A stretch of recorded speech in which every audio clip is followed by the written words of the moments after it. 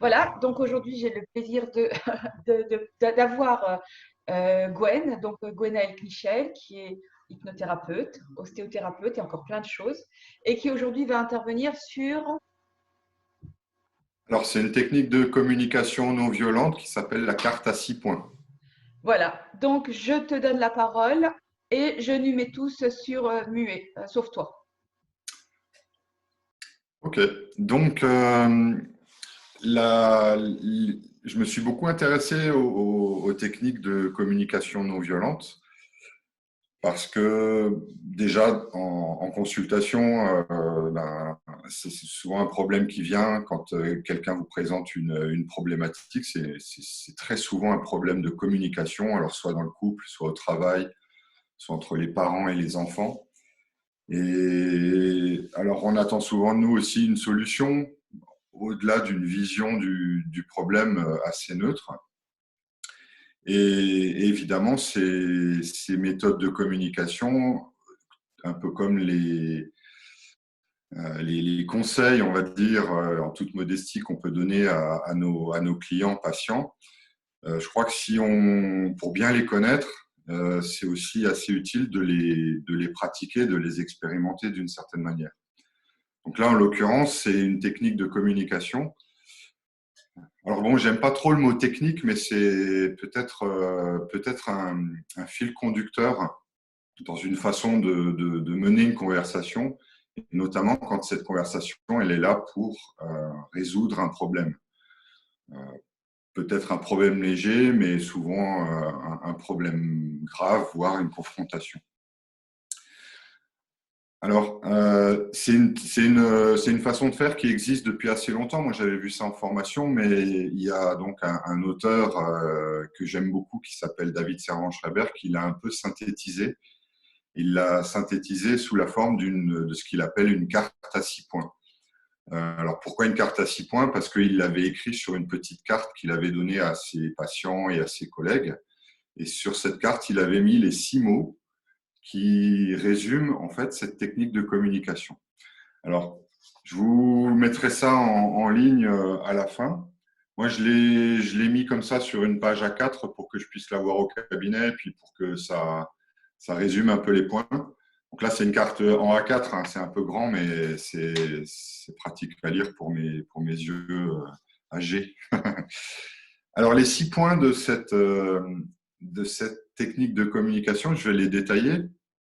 Et à chaque fois, j'essaierai de mettre en parallèle, euh, pour l'idée de non-violence, qu'est-ce que ça a de violent si on ne communique pas comme ça, pour qu'on puisse comprendre. Alors, on va prendre l'exemple d'une conversation avec un conjoint ou d'un parent vers un enfant, mais ça peut se prêter aussi à un employé avec son chef ou à deux collègues de travail. Donc, on va essayer d'identifier le problème, de parler du problème. Et le premier point, c'est la source. Donc, la carte à 6 points, elle a 6 lettres, hein, S, P, A, C, E, E. Donc, le S, c'est la source. Donc, ça veut dire que quand on a un problème à traiter, on doit s'assurer qu'on s'adresse bien à la bonne personne. C'est-à-dire que ce n'est pas la peine de faire mousser un problème avec une autre personne que la personne concernée. L'exemple, c'est pas la peine d'aller incendier belle maman parce que sa fille, voilà, on se prend la tête avec à la maison. Alors, c'est un peu d'humour, mais l'idée, c'est que si on fait ça, c'est-à-dire si on s'adresse pas à la bonne personne, donc déjà l'offenseur, c'est-à-dire la personne à l'origine du problème, elle va pas être au courant, donc l'objectif il est difficilement atteignable. L'autre risque, et donc là on a le mot violence qui apparaît, c'est que l'offenseur, donc on va l'appeler l'offenseur, hein, la source du problème, va être informé par une autre personne, par une tierce personne, qui risque d'exagérer la communication. Donc ça c'est une forme de violence par rapport à l'offenseur. Donc si je fais ça, je suis violent, entre guillemets. Et si je ne suis pas moi le seul à communiquer sur ce problème, quelque part, je me défausse un peu du problème. C'est une forme de lâcheté, selon moi, et c'est aussi une forme de violence. Donc ça, c'était pour le S, donc la source vraiment identifiée. Ensuite, il y a le P. Le P, c'est pour place. Alors, la place, c'est l'endroit, c'est le lieu où on va évoquer ce problème. Alors, ce lieu, il a deux aspects. Il a un aspect géographique, donc l'endroit où on fait cette communication, et il a un aspect temporel. Alors, géographique, ça veut tout simplement dire que cette communication, on va essayer de l'avoir dans un lieu protégé et privé, si possible sans témoin, c'est-à-dire pas devant les enfants, pas devant les collègues quand c'est au bureau, puisque le fait de prendre à partie comme ça, de manière peut-être involontaire ou parfois volontaire, des témoins, c'est aussi une forme de violence. Comme on cherche à faire de la communication non violente, intéressant d'éviter toutes les situations qui peuvent créer de la violence. Et l'aspect temporel de cette place, donc pour le P, ça veut dire qu'on va essayer de faire cette communication pas à chaud, pas sur l'instant, parce que là, ça crée un stress pour l'offenseur, en plus du stress que j'ai pour moi. Et donc, créer un stress chez l'autre, encore une fois, c'est une forme de violence. Et le fait de ne peut-être pas respecter la disponibilité en temps de l'autre, c'est encore une fois une forme de violence. Donc, bien choisir le lieu et le moment. Donc, ça, c'était pour le P, le deuxième point. Le troisième point, c'est le A pour approche amicale. Donc, quand on s'adresse à quelqu'un, il y a des façons de commencer la conversation, des façons d'utiliser certains mots. Et j'aime bien cette phrase de David Servan-Schreiber qui dit que le mot le plus agréable de la langue française pour démarrer une conversation, c'est le nom de l'autre. Le nom, le prénom de la personne. Voilà. Donc là, je ne vais pas donner d'exemple ou d'anti-exemple, c'est assez simple. C'est, voilà, je m'adresse à quelqu'un, je lui donne son nom, son prénom, son surnom si c'est un proche ou son petit nom si c'est vraiment quelqu'un de très proche. Mais voilà, c'est l'entame de la discussion, c'est approche amicale et on peut compléter ça par quelque chose déjà qu'on apprécie chez l'autre. Voilà. Voilà, Tipeee, il faut que je te parle de quelque chose, mais j'aimerais te dire, j'apprécie beaucoup ce que tu fais pour moi, Déconne pas, il y a mon beau-frère sur la ligne, s'il te plaît. ou j'aime beaucoup les petits gâteaux que tu fais, et puis après, j'entame sur le problème. Voilà. Voilà. Troisième point. Le quatrième point, c'est le C, et là, c'est pour comportement, le comportement objectif.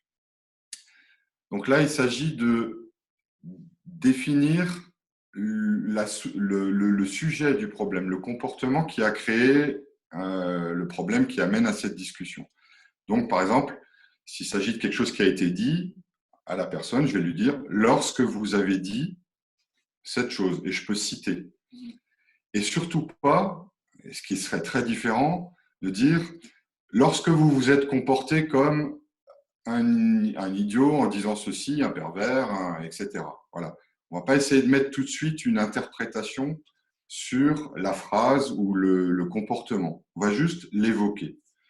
C'est assez difficile à faire puisque c'est souvent ça qui a déclenché le stress et la réaction émotionnelle démesurée. Mais je pense que dans les 6 points, c'est l'exercice le plus difficile à faire. Voilà, parce que le fait de déjà qualifier le comportement en disant vous vous êtes comporté comme ou tu as dit quelque chose qui a fait que, voilà, c'est aussi une forme de violence. C'était le quatrième point. Le cinquième, c'est un E pour émotion. Donc là, on va essayer très vite dans cette conversation d'identifier l'émotion qui est venue chez moi quand j'ai reçu l'information, la source du problème. Et on va éviter de tomber dans le piège de l'émotion colère, puisque ça, c'est une émotion un peu qui chapeaute toute une autre série de sous-émotions. Et le problème, c'est que quand on évoque déjà la colère, c'est déjà une émotion qui est tournée vers l'autre. Donc, c'est déjà, encore une fois, une forme de violence. Donc, on peut, par exemple, dire, au lieu de dire ce que tu viens de dire, ça me met dans une colère, tu ne peux pas imaginer, plutôt dire, je me sens blessé, je me sens humilié, je me sens dévalorisé, ça me fait peur, etc. Voilà, ce sont des émotions en dessous de la colère. Et enfin, le dernier E, c'est pour espoir déçu. Donc, quel est dans ce problème, dans cette situation, le besoin non satisfait? Je sais que c'est difficile de parler d'un besoin, mais là, on doit vraiment se poser la question de savoir quel est le besoin non satisfait. Est-ce que c'est la sécurité? Est-ce que c'est la valeur qu'on a? Donc, de pouvoir très vite dire, j'ai besoin de me sentir en sécurité au bureau, par exemple, voilà, ou j'ai besoin de sentir que je compte pour toi, pour l'autre. Donc voilà. Alors, je sais que c'est un exercice difficile et puis c'est un peu dans l'idéal, ça pourrait être comme ça. Mais je crois que si on se prend ces 6 points et qu'on essaye de se rappeler, et avant d'entamer une conversation et d'avoir une discussion, on peut essayer de la poser comme ça. Et je crois que là, c'est temps, ben, peut-être pour les gens qui sont confinés à plusieurs. Alors, c'est un exercice que je trouve intéressant de faire en conscience avec une autre personne, un cobaye, en lui disant, tiens, on va faire cet exercice, ou alors sans qu'il le sache, si on se sent assez... voilà. Et j'imagine que dans le confinement actuel, il y a peut-être plein de petites sources de tension qui pourraient se prêter là à ce type d'exercice. Alors pour les thérapeutes que nous sommes, dans le but après de transmettre cet outil à nos consultants, mais je pense que c'est aussi très bien de les utiliser pour soi-même, quoi. Donc en conclusion, je dirais qu'il y a 3 façons de communiquer. Il y en a une, c'est d'être passif dans une situation de communication. Et ça, c'est à mes yeux une forme de mépris, parfois, qui est aussi une forme d'agressivité et donc, encore une fois, de violence. Après, il y a l'agressivité comme deuxième façon d'agir qui est là clairement. Donc ça, c'est les insultes, les jugements, les mots forts. Donc là, on est encore dans la violence. Et au final, il y a l'assertivité. Alors l'assertivité, je donne juste la définition, c'est la communication émotionnelle non violente. Voilà. J'ai terminé. Alors je vous remontre ce petit truc là. Je te l'envoie, Tipeee. Comme ça, c'est un PDF, tout le monde peut l'avoir sous les yeux. Et puis si vous avez des questions, des choses, moi j'aime bien rediscuter des choses après. Vous m'appelez, vous m'écrivez. Voilà, terminé. On s'appelle et on se fait une bouffe. Voilà. Merci beaucoup, Gwen.